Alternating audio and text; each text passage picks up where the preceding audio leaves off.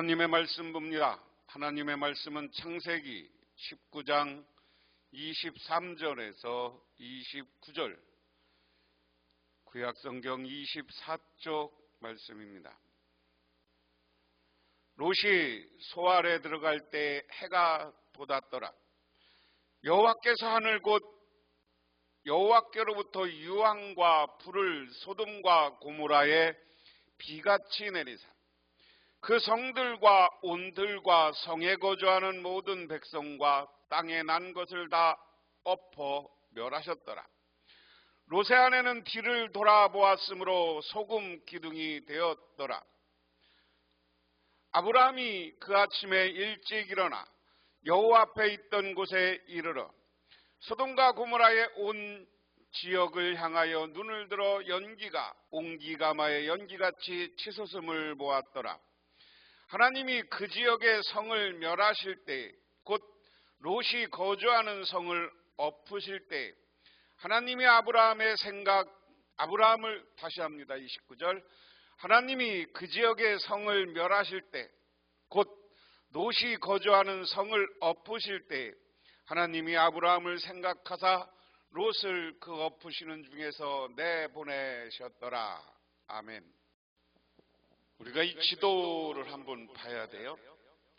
이게 갈릴리 바다고요. 여기에서 이제 요단강이 흐르고 여기를 사해입니다. 사해인데 여기가 소돔과 고모라가 사해 중간쯤에 있고요. 소알이 여기에 있다 하는 겁니다. 이 설명을 좀 구체적으로 여기에 보면 예루살렘, 베들레헴 이쪽에 있습니다.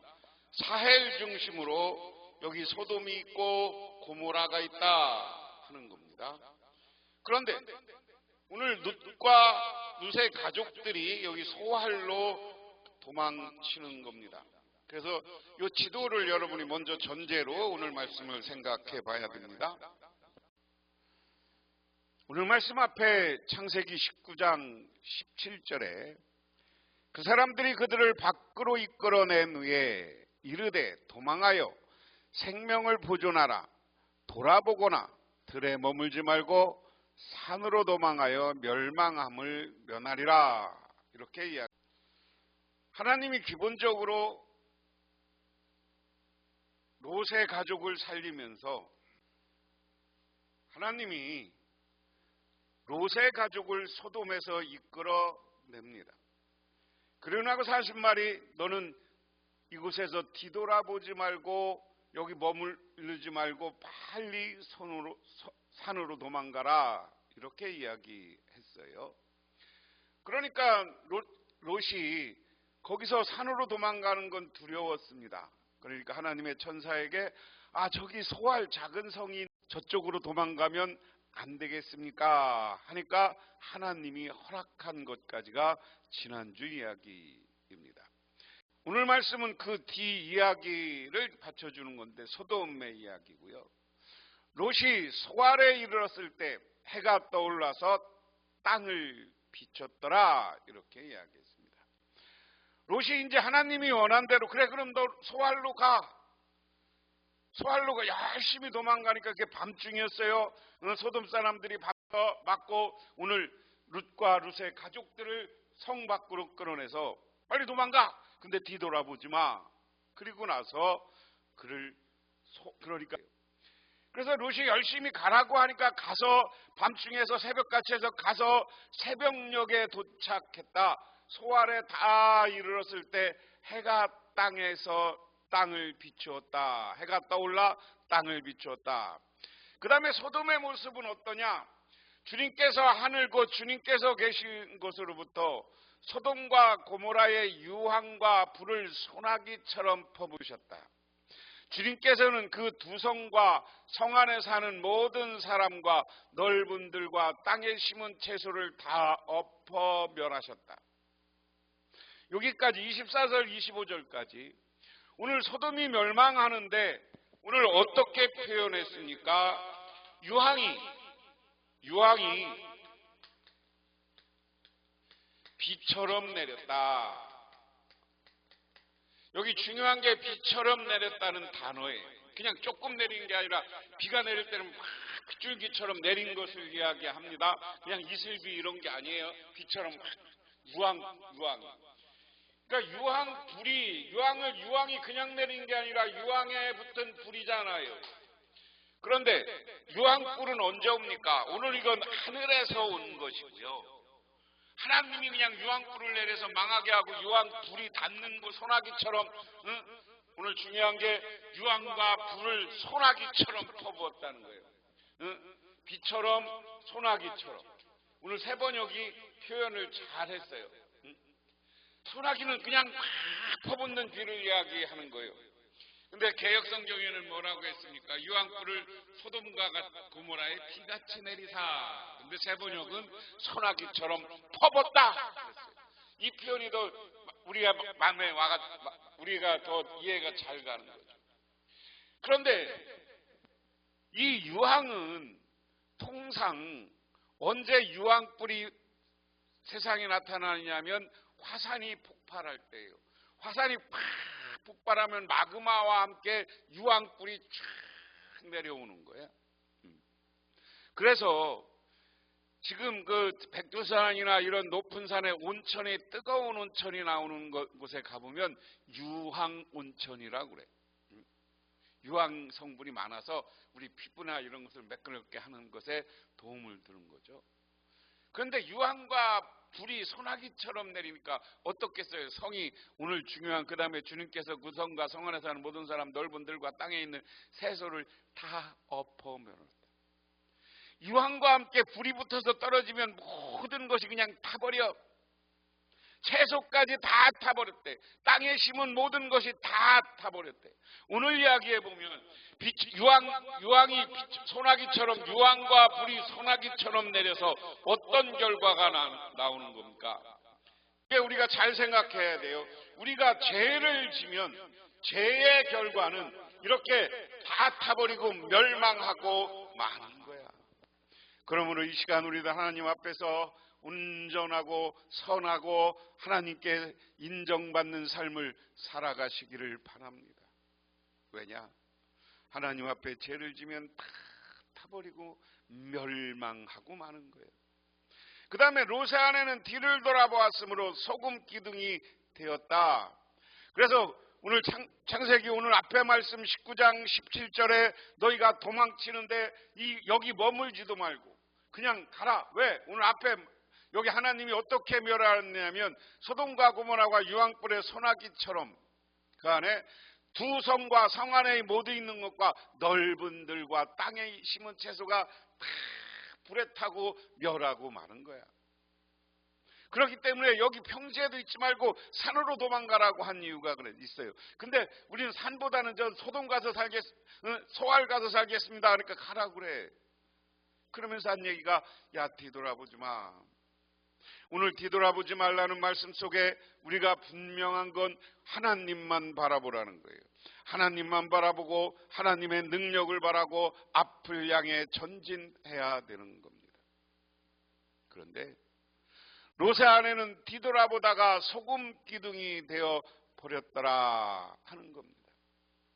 그 다음에 이야기는 다음날 아침에 아브라함이 일찍 일어나서 주님을 모시고 서 있던 그곳에 이르러서 소돔과 고모라가 넓은 들이 있는 땅을 내려다보니 거기에서 솟아오르는 연기가 마치 옹기 가마에서 나는 연기 같았다. 그래서 아브라함도 어떡하나 보고 소돔이 보이는 큰 산 위에 올라가서 지금 소돔을 바라보는 거예요. 아침 일찍 일어나서. 왜? 하나님과 여호와 하나님과 아브라함이 약속을 했거든요. 의인 10명만 있어도 소돔은 멸하지 않겠다. 근데 천사들이 갔을 때 그 표현 지난주에 잘 기억하라고 그랬어요. 지난 시간에 한 거. 어디 어른과 노인과 젊은이까지 모든 남자들이 와서 천사들을 해하려고 해. 그러니까 의인이 없다는 얘기예요. 다 죄로 가득 차 있다는 거예요. 오늘날도 이 나라 속에 자기들이 죄를 짓고서도 죄를 깨닫지 못하는 사람들, 죄가 뭔지 모르는 사람들, 이런 사람들 때문에 하나님이 정말 심판의 때가 다가와 있는 것을 깨닫고 우리는 하나님만을 바라보는 저와 여러분이 되시기를 주님의 이름으로 축원합니다. 그 다음에 29절에 하나님은 들에 있는 성들을 멸하실 때에 아브라함을 기억하셨다. 그래서 하나님은 롯이 살던 그 성들을 재앙으로 뒤덮으실 때 롯은 그 재앙에서 건져 주신 것이다. 오늘 29절에 저는 전체 이야기를 마무리합니다. 하나님은 소돔과 고모라를 멸망시켰지만 롯에게는 특별히 자비를 베푸셨다는 겁니다. 하나님과 아브라함과 다른 길을 걸어간 롯을 하나님이 그토록 배려하신 이유는 롯의 의로움 때문이 아니라 아브라함을 생각하셨기 때문이다. 이 진술은 아브라함의 간구가 무의미하지 않았음을 보여준다. 무슨 얘기입니까? 오늘 29절 이야기는 롯은 죄가 없어서 구원한 게 아니요 아브라함 때문에 배려했어. 아브라함의 기도 때문에. 왜? 하나님이 롯이 누군지 알아. 하나님은 전능하신 분이야. 그래서 아브라함을 배려하고 아브라함의 조카인 롯을 살려주셨는 줄 믿으시기 바랍니다. 우리는 19장에서 하나님의 속성을 발견할 수 있습니다. 하나님은 롯에게 도망갈 곳을 마련해 주셨지만 롯은 그리로 도망하기 어렵다고 하소연합니다. 이때 하나님은 그의 간청을 들어주어서 소알로 피하는 것을 허락하셨습니다. 그리고 하나님은 롯이 거기에 이르기까지 아무 일도 행할 수 없었다고 말씀하셨습니다. 그리고 23절에 롯이 소알에 들어갈 때라는 너무나도 절묘한 타이밍에 해가 돋았더라고 언급하며 하나님이 마치 해를 붙잡아 두고서 계신 듯한 인상을 줍니다. 게다가 개역개정에서 언급이 없지만 히브리어 본문에는 그때 여호와께서라는 기록이 추가되어 있습니다. 롯이 소알에 들어갈 때 하나님이 기다리셨음을 보여줍니다. 롯이 소알에 들어갈 때까지 하나님이 기다리셨음을 보여줍니다. 19장이 전하는 하나님은 어떤 분인가? 죄인은 엄중히 심판하시지만 구원받을 자를 위해서는 기다리고 인내하시는 분입니다. 롯의 아내가 소돔을 돌아본 이유는 무엇입니까? 소돔에 관한 언급은 13장에 등장합니다. 이에 따르면 소돔은 풍요로움을 상징하는 애굽에 비유되는 것이고, 다시 말해 소돔을 돌아본 것은 애굽을 돌아보는 행위와 같다. 애굽을 돌아본다는 것은 출애굽 맥락에서 대단히 중요한 모티브를 형성합니다. 왜냐하면 광야에서 이스라엘 백성은 반복적으로 애굽의 삶을 그리워했기 때문입니다. 창세기 기자는 소돔을 돌아보아 소금 기둥이 된 롯의 아내를 통해 애굽을 돌아보는 자는 그와 같이 될 것임을 가르칩니다. 오늘 독자는 19장을 읽으면서 하나님이 왜 롯에게 많은 자비를 베풀으셨는지 질문합니다. 마지막 그 젊은 그에게 대한 답은 하나님이 아브라함을 생각하사라고 제시합니다. 성도의 기도는 효력이 있습니다. 아브라함의 경우는 하나님의 성도들이 간청을 들으심을 보여준다. 오늘 말씀을 다시 한번 정리해보면 소돔과 고모라는 어떤 것입니까? 소돔과 고모라는 멸망의 땅이다 하는 거예요. 소돔과 고모라 다음에 도망치라고 그랬어요. 도망치라고 그랬는데 왜 도망쳐요? 그러면서 도망치라고 그러면서 뒤돌아보지 말라고 그랬어요.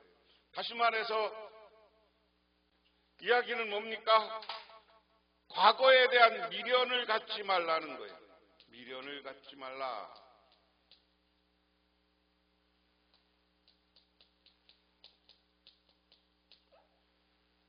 왜 미련을 갖지 말라는 거예요? 망하는 땅 쳐다봐야 아무 소용이 없는 것이거든요.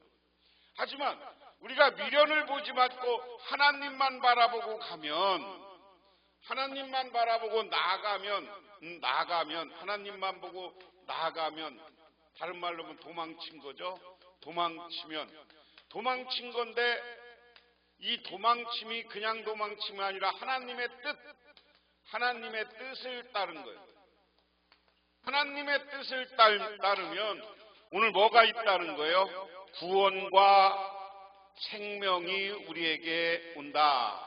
그리고 축복이 있다 하는 겁니다. 그래서 우리는 소돔과 고모라 멸망의 땅, 지금도 우리도 마찬가지로 멸망을 쳐다보지 말고 돌아보지 말고 미련을 갖지 말고 하나님이 나가라는 대로 미래를 향해서 나갈 때 하나님은 우리에게 놀라운 구원과 축복을 베풀어 주시는 줄 믿으시기 바랍니다. 기도하겠습니다.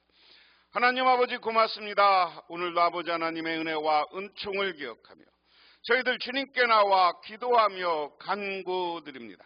하나님, 이 시간 우리들 하나님 앞에 뒤돌아보지 말고 미련을 갖지 말고 하나님이 원하고 하나님이 가라는 곳으로 나아가는 우리 모두가 되게 하옵소서. 그래서 하나님 이제는 은혜와 축복을 누리게 하옵소서. 예수님 이름 받들어 기도드리옵나이다. 아멘.